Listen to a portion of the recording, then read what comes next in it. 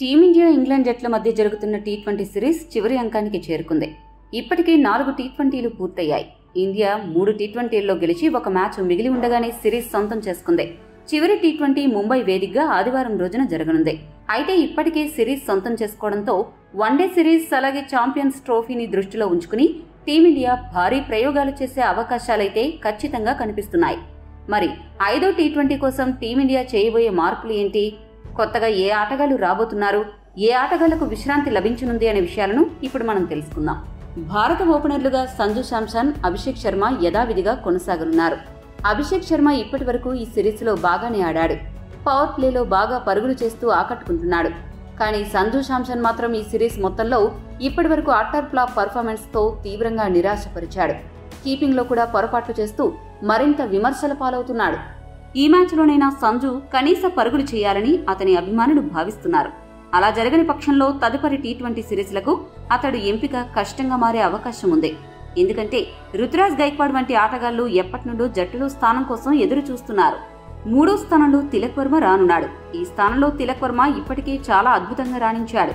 కాబట్టి అతడికి ఈ స్థానం సరిగ్గా సరిపోతుంది. 4వ స్థానంలో సూర్యకుమార్ యాదవ్ బరిలోకి దిగుతాడు. సూర్యకుమార్ యాదవ్ కూడా సంజు శాంసన్ లాగానే ఈ సిరీస్లో చాలా చెత్త పర్ఫార్మెన్స్ చేస్తున్నాడు. ఈ సిరీస్లోనే కాకుండా గత కొన్ని మ్యాచ్లుగా కూడా సూర్య తన స్థాయికి తగ్గ పర్ఫార్మెన్స్ అయితే చేయడం లేదు.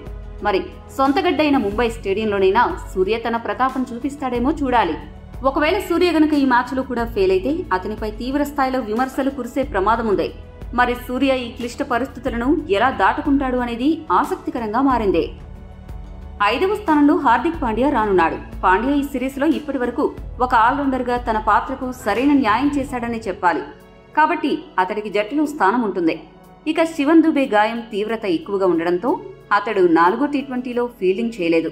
ఈ పరిస్థితుల్లో మరొక ఆల్రౌండర్గా రమన్దీప్ సింగ్ జట్టులో చేరతాడు. అయితే ఒకవేళ శివన్ దుబే గనక పూర్తి స్థాయి ఫిట్నెస్ గనక సాధిస్తే అప్పుడు ఇంగ్లాండ్ వన్డే సిరీస్ అలానే ఛాంపియన్ ట్రోఫీని దృష్టిలో పెట్టుకుని హార్దిక్ పాండ్యాకు విశ్రాంతిని ఇచ్చి దూబేను తుది జట్టులోకి తీసుకునే అవకాశం ఉంది. ఫినిషర్ గా రింకు సింగ్ జట్టులోనే ఉంటాడు. 4వ టీ20లో రింకు పర్వాలేదు అనిపించే ప్రదర్శన చేశాడు. కాకపోతే అతడి రేంజ్ ఇది కాదని మాత్రం అభిమానులు భావిస్తున్నారు. ఎందుకంటే రింకు 26 బంతులకు గాను కేవలం 30 పరుగులు మాత్రమే చేశాడు. స్ట్రైక్ రేట్ పరంగా చూస్తే అతని స్థాయి ఇది కాదని ఖచ్చితంగా చెప్పొచ్చు. అంతేకాకుండా రింకులో ఈ మధ్యకాలంలో చాలా మ్యాచ్ల్లో ఫెయిల్ అయ్యాడు. అతడిలో ఫైర్ తగ్గింది అనే అభిప్రాయం వ్యక్తమవుతోంది. కాబట్టి 5వ టీ20లో రింకు మరిన్ని మెరుపులు మెరిపించాలని ఆశిద్దాం. ఇక జట్టు వైస్ కెప్టెన్ అక్సర్ పెద్దగా రాణించలేకపోతున్నాడు. బౌలింగ్లో పర్వాలేదు అనిపిస్తున్నా బ్యాటింగ్లో మాత్రం ఫెయిల్ అవుతున్నాడు. అభిమానులు మాత్రం అక్సర్ పటేల్ బ్యాటింగ్లో కూడా తన దూకుడు ప్రదర్శించాలని కోరుకుంటున్నారు. ముంబై పిచ్ బ్యాటింగ్ ప్యారడైజ్, అలానే స్టేడియం కూడా కొద్దిగా చిన్నగా ఉంటుంది. ఈ పరిస్థితుల్లో స్పిన్నర్లను సులభంగా కొట్టడం అనేది చాలా తేలిగ్గా ఉంటుంది. దీంతో ఒక అదనపు ఫాస్ట్ బౌలర్ జట్టులో ఉంటే బాగుంటుందని జట్టు యాజమాన్యం ఆలోచన. దీంతో స్పెషలిస్ట్ స్పిన్నర్ల విభాగంలో వరుణ్ చక్రవర్తి అలానే రవి బిష్ణోయ్ ఈ ఇద్దరిలో ఒకరిని తుది జట్టులో ఉంచి మరొకరికి విశ్రాంతి ఇవ్వనున్నారు. పిచ్చు పరిస్థితులను బట్టి ఎవరికి విశ్రాంతి ఇవ్వాలో నిర్ణయం తీసుకుంటారు. ఆ స్థానంలో హర్షిత్ రాణా జట్టులోకి రానున్నాడు. హర్షిత్ రాణాని ఇప్పటికీ 4వ టీ20లో అద్భుతంగా రాణించాడు. కాబట్టి అతన్ని తీసుకోవాలని భావిస్తున్నారు. మరొక ఫాస్ట్ బౌలర్ విషయంలో కూడా మార్పు జరగనుంది. Harshdeep Singh England one day series champions ట్రోఫీకి ఎంపికయ్యాడు.